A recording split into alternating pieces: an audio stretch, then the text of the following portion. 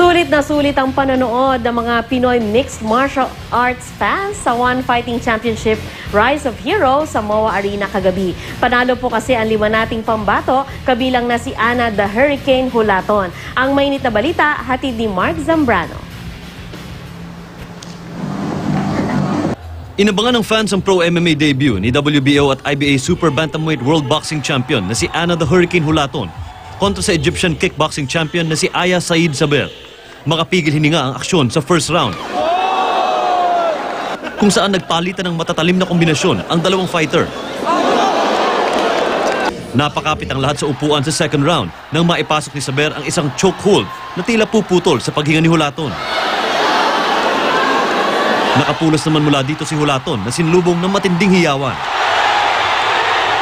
Sa third round, ipinakita ni Hulaton ang bunga ng kanyang MMA training nang makailang beses niyang magawang i-reverse ang guard ni Saber.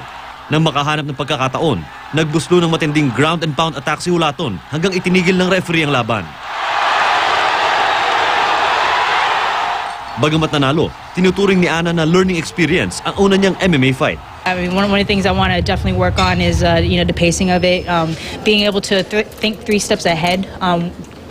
Depending on what kind of situation is going to be. I kind of feel like this is a higher level. It was a different game of chess.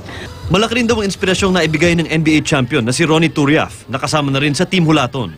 One thing that Ronnie was able to bring me is a lot of perspective. So I really appreciate that. I mean, he's a champion as well. He won the NBA championships with Spoelstra, with the Miami Heat. So it's nice to have, a champion in your corner. She's a perfectionist. She wants to get better at everything she does. So once she puts her mind into something, she just go all out for it. And we show that tonight, she showed tonight that she's definitely ready for a new challenge in her life. Nagwagi rin si Edward Landslide Fulayang sa kanyang laban kontra sa dating 1FC lightweight champ na si Kutet Suboku. At ang tatlo pang sina Jujeth Nagawa via referee stoppage, Eugene Toquero via unanimous decision, at Ray Dokyogen via unanimous decision. Sa main event, matagumpay na nadepensahan ni Bibiano Fernandez ang kanyang 1FC Bantamweight champion. Mark Zambrano, GMA News.